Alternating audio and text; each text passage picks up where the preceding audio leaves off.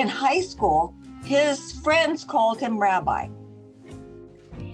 Now, I didn't think that that was because he was one of just a few Jewish students, but I thought that it was because he was such a stand-up kind of guy.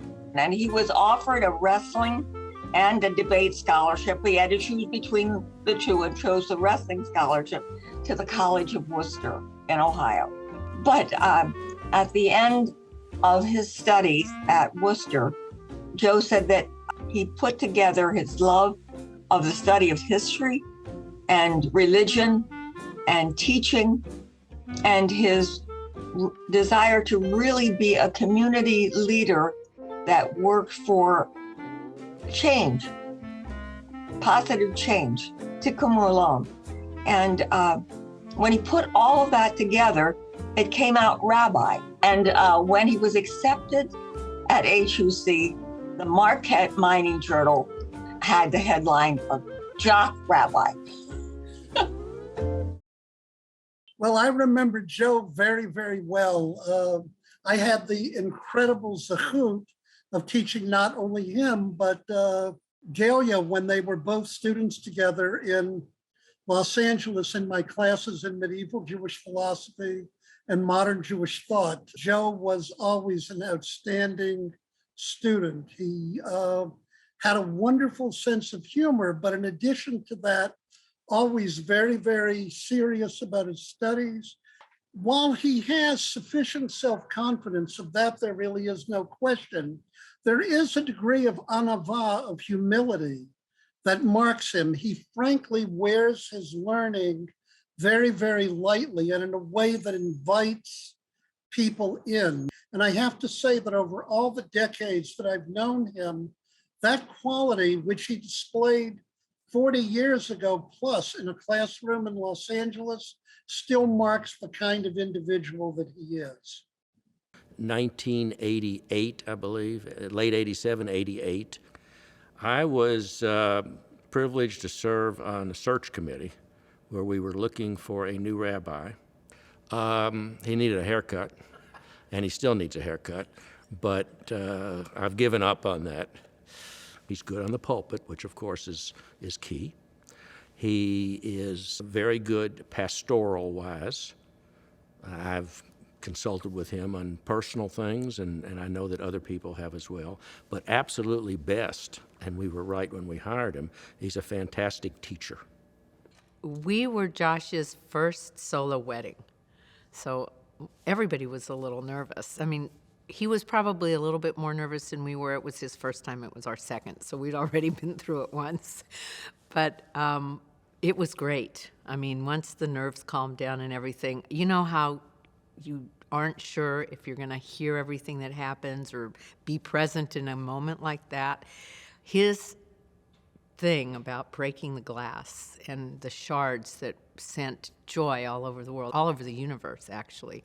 I've never forgotten that. I heard it, I was there for it, and it was fabulous. It's the best breaking glass thing I've ever heard at any wedding, and I'm so glad it was ours. And he's told me that was he wrote it for our wedding, and he's used it since. So we knew right away he was going to be great for our community. You know, it's said that one person can make a difference. Well, as far as I'm concerned, Josh is that person. This man has just got all of the attributes and all of the qualities that have enhanced his rabbinate and have enhanced his world. I would characterize him as a spectacular teacher, and not just for different age groups at the temple, but around the city. He inspires people to want to learn, and that's a wonderful talent. But he's warm and welcoming and makes people very comfortable very quickly. And that's a wonderful trait. If I had to give like 2 words to respond to what he's like, I would say tikkun olam. He lives that idea, that thought, that he has to do whatever he can do to help repair our broken world. I mean, I think he's a brilliant guy and knows his stuff very well. I think his great respect for other traditions, great respect for the Christian tradition and the Muslim tradition and the Buddhist tradition, Hindu, world religions, and a willingness to kind of probe and ask questions about those to see where there are common ground with all of that. I think he's always kind of looking at what's going on in the community, where can we get involved, where can we make a difference. Rabbi Rapport, he's truly a holy man. He believes in diversity, and he is a compassionate man, a wonderful man of empathy. He has been a great friend, a partner, and a leader in our local interfaith movements. To us, Muslim Americans of Louisville, he has been a great friend and a supporter. For example, in this very building where we are sitting, which was vandalized in 2015, Rabbi Rapport and his congregation of the temple, they were one of the first groups who reached out for comfort and for support. They stood with us, and together we painted those words of hatred with paint of love. I believe love motivates him. The temple assisted us with after-school programs and our latchkey. We just became very good friends. A brother, a friend. We talk about the Bible and sermons and preaching and the love that we have for people. And we had that in common when we met each other. We talked about how much we care about people. He had a heart for the community, that is the African-American community, the Promised Land Church. And when I was Grand Marshal of the Martin Luther King Day Parade in Louisville, they asked me who did I want to ride with, me and my wife. And I said, of course, I want Rabbi Rapport and his wife to ride with us in the limousine. And I thought it was very unique because we had a chance to show people that even though there may be a difference theologically and religiously and culturally, we have so much in common from the Jewish community and from the African American community. And I think that light shined so bright that day. I told him one time, I'm not Jewish, but I told him I was so happy that he was a rabbi because he's clearly a calling that he was made for. And him being a religious person has touched so many people, be they Jewish or many other religions. He's just fantastic.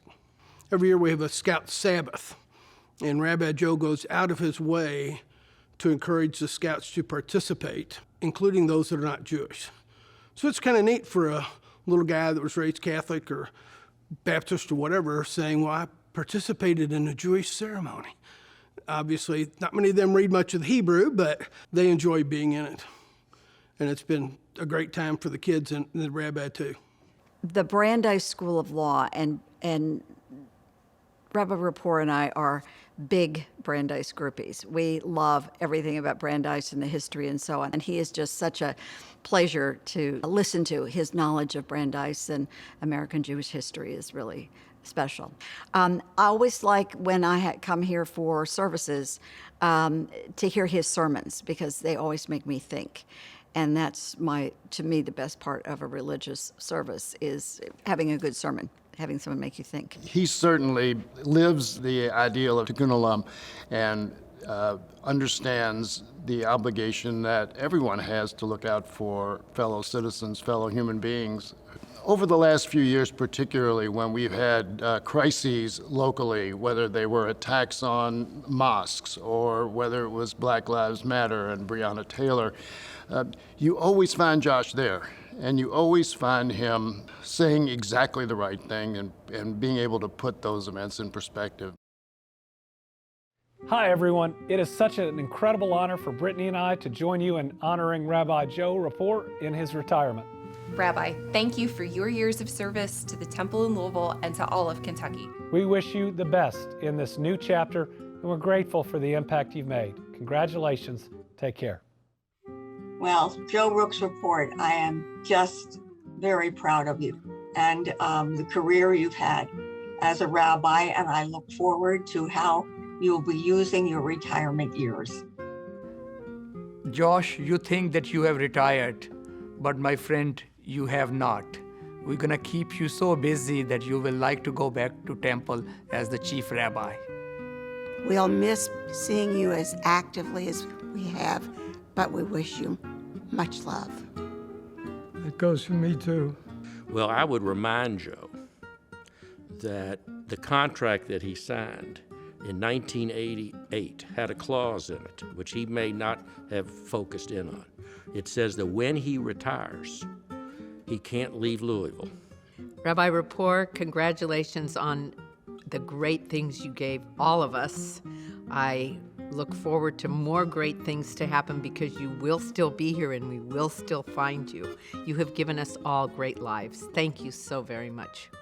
But take some rest and don't push too hard. But enjoy your retirement. You deserve it.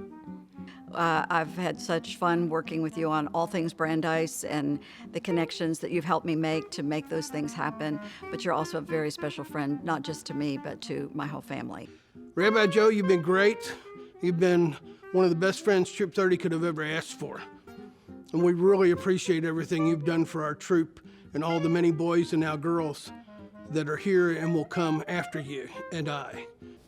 Your future should be filled with nachas and blessing and of course you and Galia, a wonderful career. Both of you, you've contributed so much of shalom in your life. And I thank you for everything that you've done. I know the temple thanks you, the Promised Land Church thanks you, and West Louisville thanks you, along with the African American community. Thank you, sir, and I salute you and your wife. God bless, and much love. So all I can say is, once again, thank you. As someone who's about to retire myself, I know that the anxiety as well as the relief that brings, and I wish you the very, very best. And again, thanks for everything you've done for all of us. My last words would be simply to say to you and to Galia, as you take this next step in this next chapter of your life, Yishlach bracha v'hatzlacha b'chol ma'aseh yadecha. May God cause blessing and prosperity to flourish upon you and upon all the work of your hands as you enter into these next steps of your life. I send you all my love, Mazel Tov.